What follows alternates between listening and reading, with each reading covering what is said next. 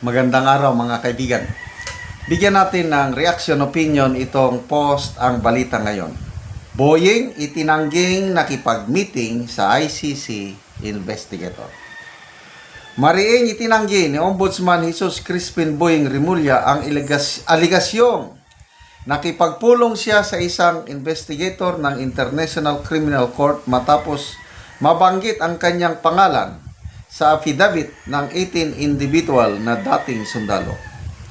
Si Rimulya ang kasalukuyang namumuno sa Office of the Ombudsman, ang parehong tanggapan kung saan inihain ni Attorney Livito Levi Baligod ang nasabing affidavit ng 18 ex-soldiers. Sa panayam ng programang executive session ng DZRH, diritsang itinanggi ni Rimulya ang paratang at tinawag itong isang canard.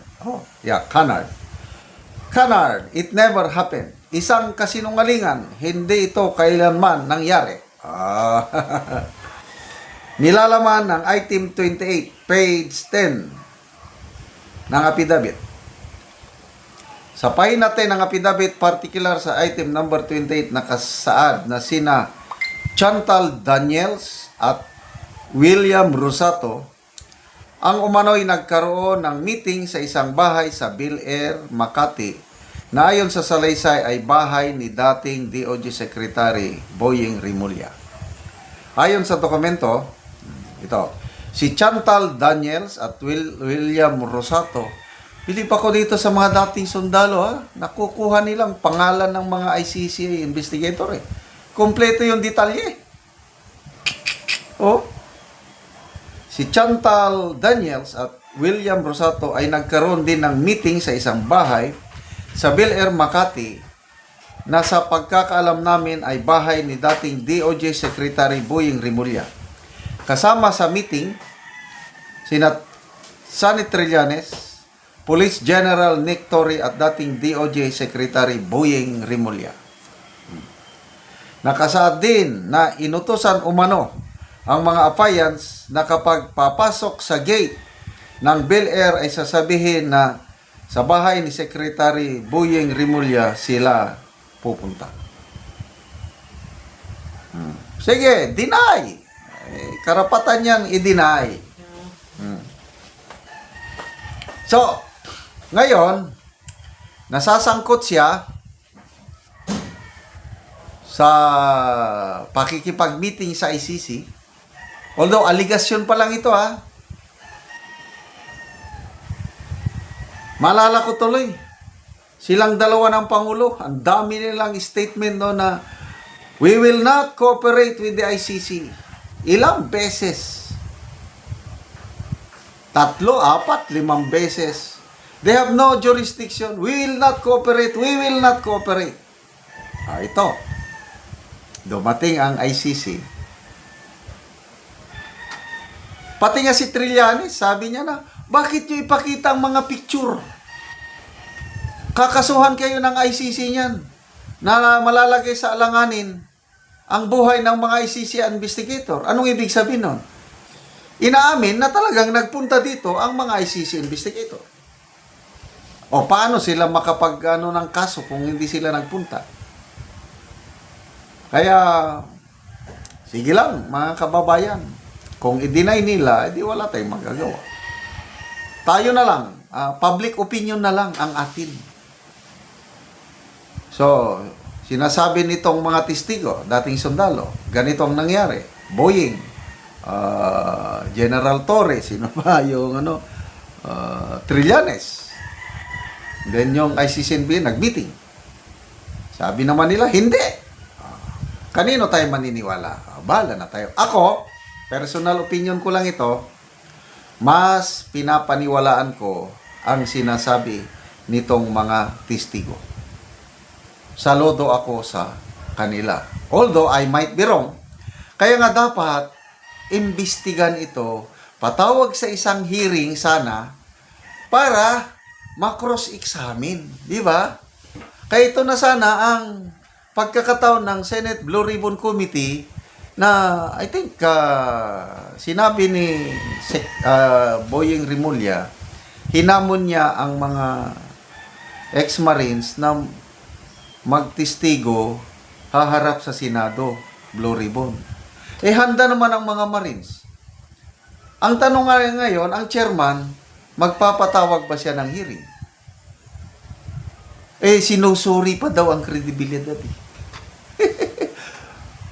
Sana magkaroon ng hearing. Para tatayo ang mga testigo, i-cross-examine, depende sa sagot nila, malalaman po natin kung nagsasabi ng totoo o nagsisinungaling itong mga testigo. Ako, nakaranas ako, naging investigator ako nung tiniente kapitan pa ako.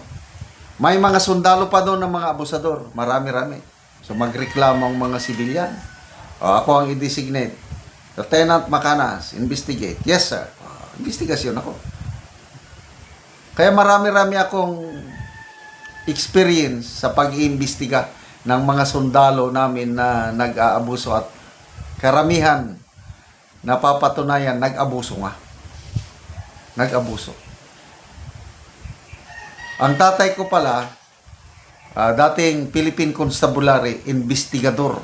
Siya parang namaanak ko siguro yung talento niya. Kaya ko, pag nagsasalita ang isang tao, sa words lang, sa actuation, sa mannerism, I don't know if, how do you call this? I can sense yung tao nagsisinungaling o hindi. Kaya, sana nga, Senator Lacson, sir, magpatawag naman kayo ng Blue Ribbon Committee hearing, ipaharap itong Brave 18 para magkaalaman ang totoo. Kaya lang, sa tingin ko, malabo. So, ano ngayon? Trillanes, Torre, sabi ni Torre, ayoko magsalita. Ini-interview siya. Hindi naman ako ang bida dyan eh. Malit lang na ako na player yan. Anong malit na player? Siya ang nag-aristo sa ating Tatay Digong, malit na player. Kaya, tinatanong siya, wala lang siya, wala. No comment lang muna ako, sabi niya. Sige, no comment. Sabi ng tatay natin, there will always be a day of reckoning. Pagtutuos ang gaba, dili magsaba. Konting panahon na lang, mga ka-DDS. 2028. Yan. Papanagutin ang mga nagnakaw sa kaban ng taong bayan, ang mga nag-persecute sa ating Tatay Digong. Salamat mga kaibigan sa inyong pagsubaybay sa ating channel. Nakakatulong kayo ng malaki sa tribong Talandig ng Bukidnon dahil ang sweldo natin sa channel na ito is pantulong po sa tribo. Namimigay tayo ng libreng yero at pako para makapagpatayo sila ng mas maayos na tirahan. Panoorin nyo ang video nito. Karon mo na ni ang natagaan mo og yero, mag-atop na ni siya karon. So mo na ni ang iyang atopan. Gagay man siya. Yeah, salamat.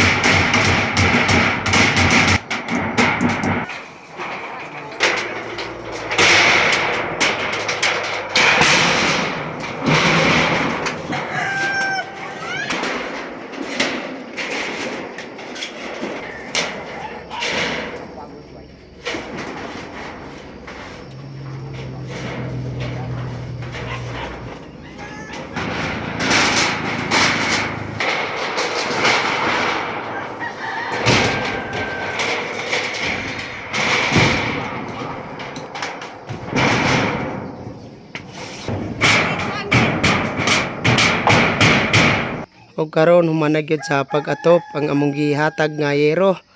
So naka-atop na gyud ang gitagaan namo sa yero.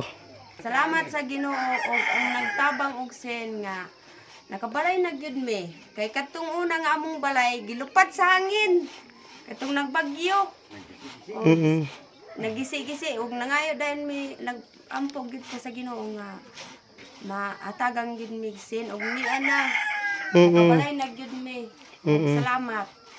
Ug ginaot nga naapay matabangan sa hero kay daghang pa ang nanginahanglan nga sama namo. So salamat kaayo nang Kayo.